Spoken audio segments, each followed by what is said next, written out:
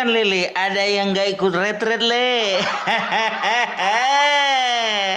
Ikan bujut, ikan lele, ada yang merajuk le. Ikan cupang, ikan lele, ada 55 orang yang absen le. Tapi tahu enggak kalian dari 55 orang itu aku kira banyak kali lah partai PDIP ini kadernya yang gak ikut. Ternyata lebih banyak yang ikut retret. Total semua kader ada 159. Yang absen 55. Berarti yang ikut retret itu sekitar 104. Artinya lebih banyak yang ikut arahan dari Bapak Prabowo daripada Megawati. Karena apa? Karena mereka merasa bahwasanya 5 tahun lebih jelas ikut sama Bapak Prabowo daripada Megawati. Nanti kena pecat biar aja. Nanti gak bisa lagi mencalon 2029 dari PDIP, gak apa-apa. Nanti kehilangan dukungan, masih banyak, ada Gerindra.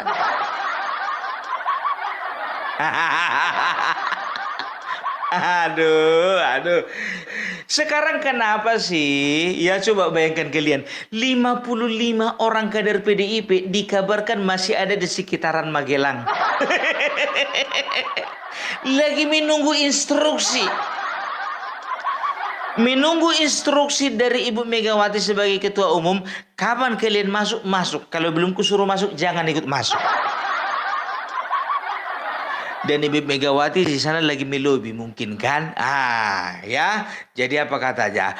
Pokoknya selama Hasto masih di dalam tahanan, kalian jangan masuk ke Magelang. Sementara Hasto di dalam 20 hari. Diklat cuma seminggu.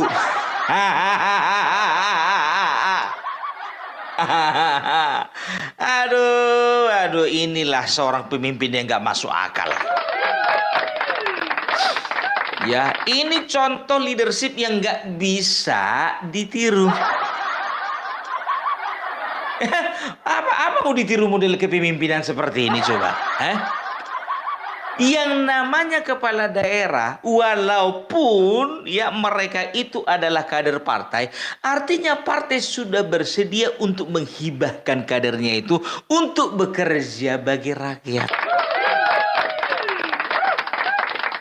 Ikut-ikutan moncongnya siapa itu namanya itu, si Ray Rangkuti mengatakan, apakah ini program negara atau program pusat?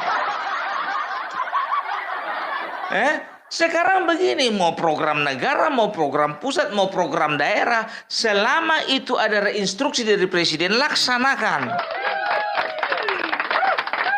Enggak aja. Makanya aku bilang ya, sakit hati boleh, tapi jangan kelewat batas. Kalau misalnya sudah lobi-lobi nasi goreng tidak mendapatkan respon, mau bilang apa? Kalau minyak gosok itu sudah tidak mampu, sudah tidak mempan, mau bilang apa? Ya, itu dia. Sekarang mereka rame-rame bersuara. Iya, ikut Rocky Gerung bersuara, ikut juga Refli Harun bersuara, ikut juga Ray Rangkuti bersuara. Ini bukanlah program yang menandakan bahwasanya kita itu pro rakyat. Mau ikut nggak ikut retret itu tidak menentukan kita tidak pro rakyat. Kalau ku bilang itu adalah statement paling bodoh. Sekarang begini, retret itu diadakan ya, itu bukan cuma untuk baris berbaris, makan malam. Bukan cuma untuk bercanda main tebak-tebakan. Enggak begitu. Jadi ini adalah penggabungan ya dari program yang diadakan Kementerian Dalam Negeri dan juga Lemhanas. Karena menurut Undang-Undang nomor 23 tahun 2014, ngeri kali wak main undang-undang kita, Bung Parpelak. Menurut Undang-Undang Nomor 23 tahun 2014 mengenai pemerintahan daerah, pemerintah daerah wajib untuk mengikuti pelatihan yang diadakan oleh Kementerian Dalam Negeri. Karena apa? Di sana mereka akan mendapatkan pendidikan mengenai wawasan di dalam negeri, mengenai tata kelola pemerintahan, mengenai pengelolaan anggaran seperti itu, ya. Jadi kalau untuk dari Kemendagri, ya, setiap kepala daerah itu mereka itu mengikuti sekitar 2 minggu lamanya. Setelah itu, ya, setiap kepala daerah diwajibkan untuk mengikuti pembekalan atau pelatihan di Lemhanas atau Lembaga Ketahanan Nasional. Berapa lama? 1 bulan. Jadi jangan bilang, banyak pengamat politik bodoh, ya, mengatakan katanya ini adalah pemborosan. Mana ini pemerintahan Prabowo Subianto? Katanya mau efisiensi, tapi kok pemborosan 13 miliar. Justru karena ada retreat inilah digabunglah pembekalan yang diberikan oleh Kementerian Dalam Negeri dan juga Lemhanas. Coba bayangkan kalian, ya, dari Kementerian Dalam Negeri itu wajib, ya, selama 2 minggu. Dari Lemhanas wajib selama 1 bulan. Di total semuanya 1 bulan 2 minggu, atau kalau misalnya di total itu semuanya sekitar 6 minggu. Nah, sekarang diefisiensi, dipadatkan menjadi 1 minggu. Apa bukan efisiensi itu namanya? Kadang-kadang pengamat politik ini juga perlu diamati juga isi kepalanya ini. Ya, ada yang bilang, apakah tidak ada gunanya 13 miliar itu untuk bangun sekolah? Untuk perbaikan sekolah? Nggak usah mengatasnamakan sekolah. Ya. Kalau kepala daerah, ya, tidak bagus atau tidak kokoh leadershipnya, kepemimpinannya, jiwanya, bagaimana dia mau memimpin setiap daerah yang ada di Indonesia ini? Dan bagaimana dia bisa memperhatikan pendidikan ke depannya? Kalau mau protes itu pakai otak. Jangan pakai sakit hati. Enggak aja kadang-kadang orang ini. Jadi begitu juga, ya. Ini kalau aku bilang ini, aku perlu applause lah dulu kepada 104 kepala daerah yang lebih memilih ikut arahan Bapak Prabowo daripada Ibu Megawati. Mantap. Ya, karena apa? Karena di sini sudah bisa dilihat kredibilitasnya sebagai seorang pemimpin, kan begitu. Nah, kalau yang 55 lagi, ya, itu biasa lah itu kader-kader setia itu. Terlampau setia. Ya udah mengurangi akal. Cuma mau dibilang lagi Pramono Anung, Masinton Pasaribu, Rano Karno, DKK dan kawan-kawan. Kalau ku bilang ini yang sudah karatan ini antara dua ini. Yang pertama sudah karatan, ya kan? Yang kedua yang merasa bahwasanya udahlah ini adalah yang terakhir. Kayak mana lagi mau dibilang, dipertahankan aja lah. Kan begitu. Karena apa? Karena dia mau loncat ke partai lain pun juga agak sanksi dia. Karena apa? Karena dia sudah tua, sudah karatan di PDIP. Nggak punya harapan lagi di partai lain. Mereka ini yang 55 orang ini, biar tahu kalian. Ini sudah digambar-gambarnya ini. 2029 kayaknya nggak bisa aku dapat tiket dari partai lain. Adalah yang motif, tahu kalian motif? Modalnya tipis. Adalah yang itu gara-gara relasinya cuma di dalam lingkaran PDIP itu aja. Tapi kalau misalnya yang 104 ini, bisa kujamin biar tahu kalian, kurasa separuh ini nanti terbang ini, loncat dari PDIP ini ke partai lain. Karena bagi mereka partai bukanlah segalanya. Dan juga tahu enggak kalian, kenapa mereka berani berbuat seperti itu, berani mereka membangkang kepada Megawati? Kira-kira ada nggak sanksinya? Ada. Sanksi terburuk itu apa? Diberhentikan. Nah, kalau diberhentikan, Pung, kira-kira apa enggak dia juga batal sebagai kepala daerah? Enggak batal. Karena apa? Karena di dalam eksekutif tidak ada yang namanya recall dan PAW. Enggak ada yang namanya PAW. Tahu nggak kalian, setelah kuteliti tahun 2015 ya, Megawati pernah, kalian tengok aja, Megawati pernah ya berpendapat bahwasanya ya harus ada seharusnya kepala daerah itu bisa dipecat atau bisa di-PAW. Dengan tujuan ya, apabila kepala daerah itu tidak bisa lagi mensejahterakan rakyat dan juga partainya dan tidak bisa mempertahankan ideologinya, maka berhak untuk ketua umum memecatnya. Tapi sampai sekarang untung saja ya, karena apa? Kekuasaan atau kekuatan ketua umum partai tidak bisa menyentuh kepada kepala daerah. Kalaupun diberhentikan, contohnya, misalnya ya, kan ada itu beberapa kepala daerah ya, seperti Bupati Brebes, Bupati Malang ya, setelah itu ada wali kota apa namanya itu, kalau nggak salah itu wali kota mana ya, apa namanya, Manado ya, wali kota Manado ya. Jadi mereka itu ya bisa diberhentikan, tapi tidak serta-merta mereka itu otomatis berhenti menjadi kepala daerah. Karena apa? Karena tidak ada undang-undangnya yang mengatur bahwasanya kepala daerah bisa di-PAW.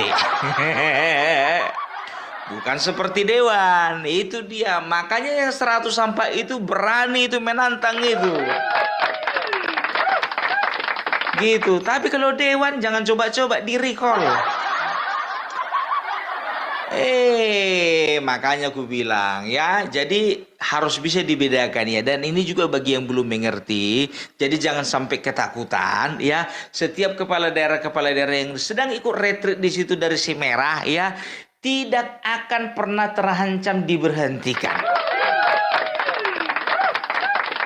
Dan kalian tandai orangnya, aku bilang sama kalian, baik yang di Brebes, baik yang ada di Manado, baik yang ada di Malang dan juga yang lain sekitarnya, yang ada 104 yang dipimpin oleh 104 kepala daerah itu, tandai orangnya, pilih lagi nanti tahun 2029.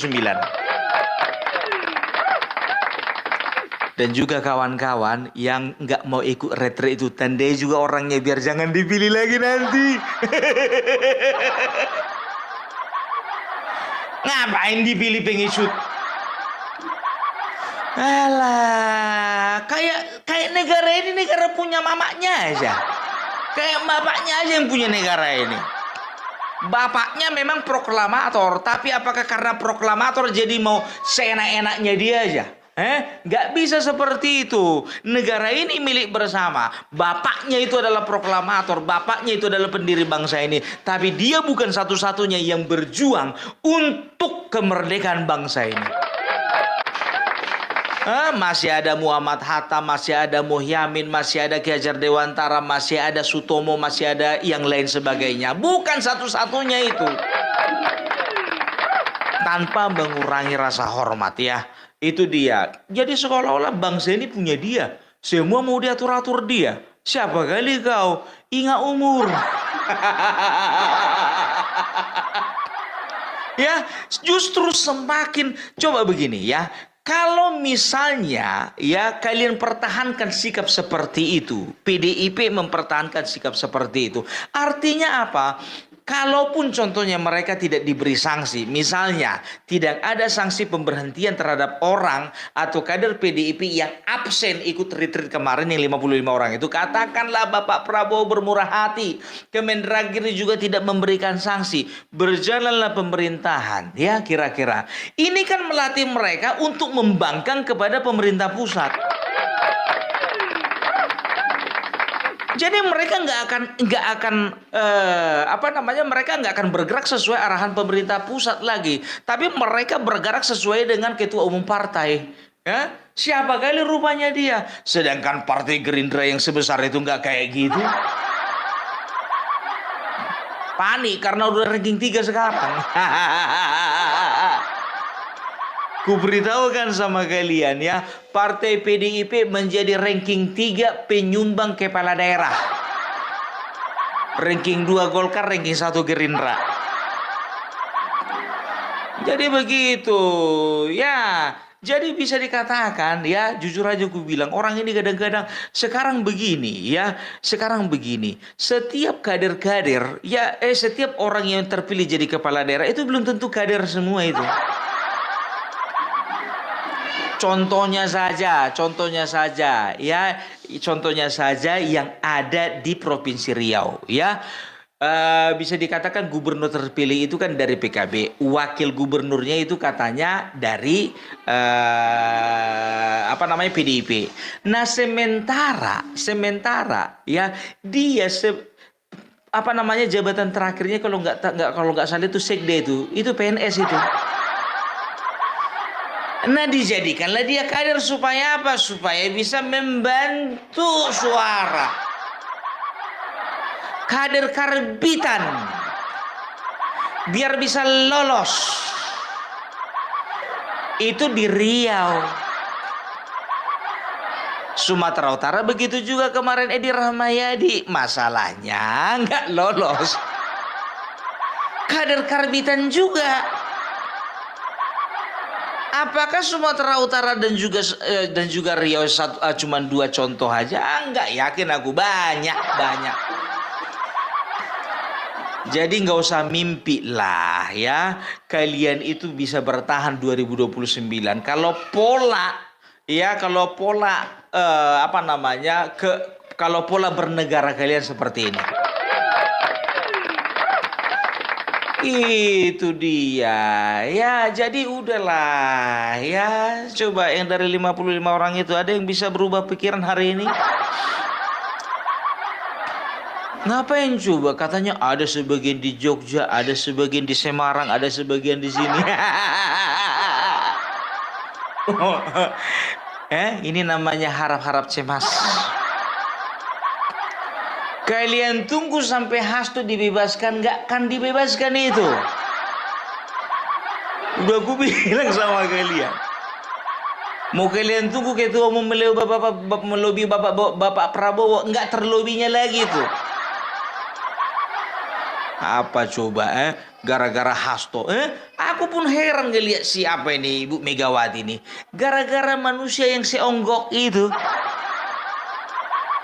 Rela dia mengorbankan nasib dari 159 kader. Mananya? Tapi mati 1 tumbuh 1000. Ini namanya mati 1000, 1 pun gak numbuh. Apa yang mau diharapkan dari seorang Hasto? Aduh, ngomongnya nggak pernah benar ya, selalu menebarkan hoax. Akhir-akhir ini suka kali dia main sama perempuan. Maksudnya main-main gitu kan, bikin-bikin konten. Sama mantan Kaisang Felicia Tisu. Ada lagi dengar kabar dengan istri dari temannya sendiri.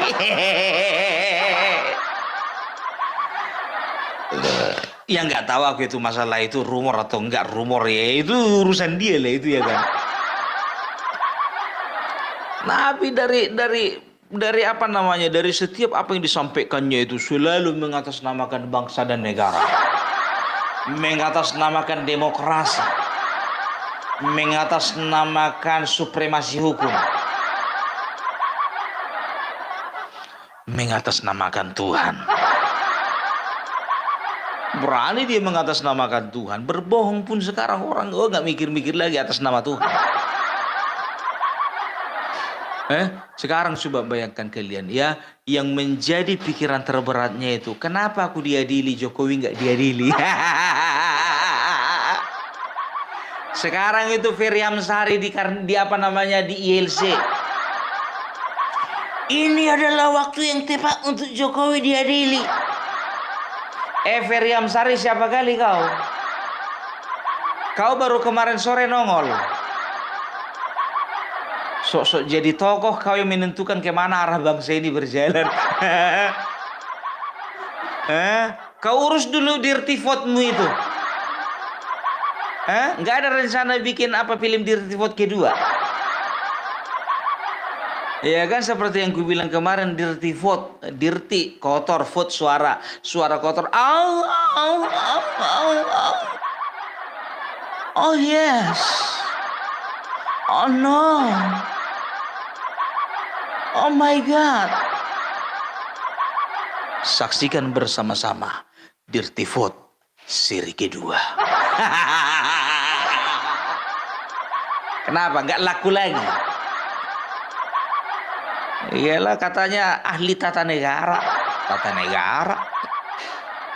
Siapa yang bilang ahli tata negara? Kadang-kadang orang ini begitu tuh ya. Sarjana hukum tata negara. Udah dibilang ahli. Aku bilang sama kau, di Medan ini banyak ya sarjana teknik tukang beca. Biar tahu kau, sarjana ekonomi, ya kan kerja koperasi. Maaf ya, aku tidak sedang mendiskreditkan satu pekerjaan tertentu. Aku sedang membandingkan ini, ya kan. Sarjana hukum jual sayur. Ya, artinya apa? Mereka tidak mampu bersaing. Sekarang begini, kalian itu kan orang-orang yang memanfaatkan momen. Momen pilpres, momen pilkada, kan begitu. Kalian bikinlah film biar agak naik nama kalian. Yakin aku kalau nggak gara-gara ada nama kalian di film itu, nggak akan naik namamu itu Ferry Amsari. Sekarang sok-sokan kau bersuara kau bagi bangsa ini, kau kalah apa? Emosi kali aku bikin. Begitu juga tahu kalian Refli Harun. Refli Harun ku tengok, ku intip lah beberapa hari yang lalu, 2 hari yang lalu atau 3 hari yang lalu channelnya itu, ya kan? Channelnya itu dipostingnya lah baru kemarin 2 hari yang lalu, ya kan? Apa dibikin? Kalian periksa. Dibikin di situ ya.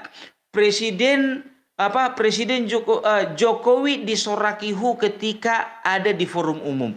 Padahal videonya video lama.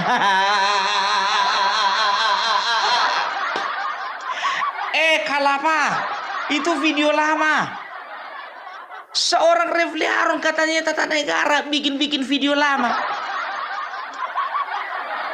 Jokowi disoraki lagi seolah-olah itu video baru. Aku nggak habis pikir datang siapa? Apa namanya? Si Amin Rais bikin konten dia tadi malam, ya kan? Indonesia tenggelam. Partaimu tenggelam. Masa depanmu tenggelam. Ya, jangan bilang-bilang lagi Indonesia tenggelam. Partai. Panjang kali napas kawan ini. Aduh.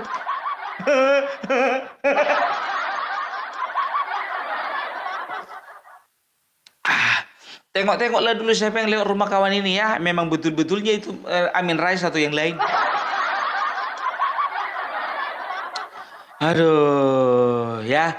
Jadi itu dia. Jadi yang kuharapkan dari kita semua, ya, kita jangan pernah kita ini memanfaatkan situasi, ya, untuk merusak, ya, merusak situasi berbangsa dan bernegara. Maksudnya apa? Ya, sekarang ini banyak situasi-situasi yang dipakai oleh orang-orang yang mengatakan bahwa dirinya tokoh nasional. Ya, ternyata tahu enggak kalian ya mengenai ya aku ada videonya memang ya, tapi ada satu video beredar ya, ini bisa dikatakan adalah salah seorang yang berpandangan luas ya, berpandangan tajam ya. Dia mengatakan bahwasanya mengenai masalah PSN ya, ada pihak-pihak yang berusaha untuk menggagalkan PSN. Supaya apa? Supaya Indonesia memang betul-betul hancur. Siapa itu? Antara FPI dan Khilafah. Kerja mereka ini. Dan mereka menunggangi tokoh-tokoh nasional. Ya, kalau sempat memang negara kalah dengan tindakan mereka. Dan negara membatalkan ya proyek strategi nasional itu, maka disitulah runtuhnya kewibawaan negara. Dan disitulah kemenangan mereka. Makanya aku bilang, ya, bahkan banyak orang-orang yang memanfaatkan situasi apapun, ya. Ini Indonesia ini, ya, bisa dikatakan sedang menuju kepada level yang lebih eh, atas lagi, level yang lebih naik lagi gitu loh. Tapi di sini semuanya itu diperlukan, ya, adanya sinergitas antara setiap lembaga, baik itu lembaga yudikatif, lembaga eksekutif, lembaga legislatif, itu dia. Dan juga harus ada kerjasama antara pemerintah dan juga swasta. Dan juga harus ada kepercayaan dari rakyatnya terhadap pemerintah. Kan itu dia, ya. Masalahnya banyak negara-negara luar, negara asing, ya, yang melihat bagaimana Indonesia ini memiliki potensi untuk berkembang, potensi untuk maju, tapi, ya, tapi apa namanya? Mereka melihat bahwasannya salah satu kunci untuk menggagalkan bangsa ini maju satu aja, rusak kepercayaan rakyat terhadap pemerintahnya. Itu aja. Maka akan terjadi chaos. Nah, itulah yang sedang diupayakan orang-orang ini. Udah kelihatan kerja kalian. Kita nggak tahu siapa di balik Rocky Gerung. Kita nggak tahu di balik Said Didu, kita nggak tahu di balik Abraham Samad, ya. Kita nggak tahu di balik orang-orang ini semua. Kita nggak tahu di balik tokoh-tokoh ini semua. Kan begitu. Ingat, ada mata-mata asing yang selalu menguntit dan juga selalu mengintai kapan Indonesia lengah. Sadar atau tidak sadar. Oke, jadi itulah dulu dari Opung Parbelak, ya. Jadi semoga, ya, ini sampai tanggal 28 Februari ya, baru 2 hari ya retreat, ya kan. Untuk kader-kader partai PDIP yang masih ada di seputaran apa namanya, seputaran Magelang, pulang aja lah kalian, pulang. Karena nggak ada gunanya juga kalian bertahan di situ, nggak ada. Nggak ada gunanya, ya. Kalau cuma 1 hari 2 harinya kalian di situ nanti numpang retreat, nggak ada gunanya. Gitu loh, karena retreat itu berguna, ya. Bagaimana seperti pembekalan yang diberikan Lemhanas itu, bagaimana wawasan Nusantara, wawasan kebangsaan, setelah itu bagaimana sejarah perjuangan Indonesia, kalian harus tahu itu. Mak kok tahu, Pung Parbelak tahu lah. Iya kan? Jadi itulah dia dari Pung Parbelak. Salam NKRI, NKRI harga mati.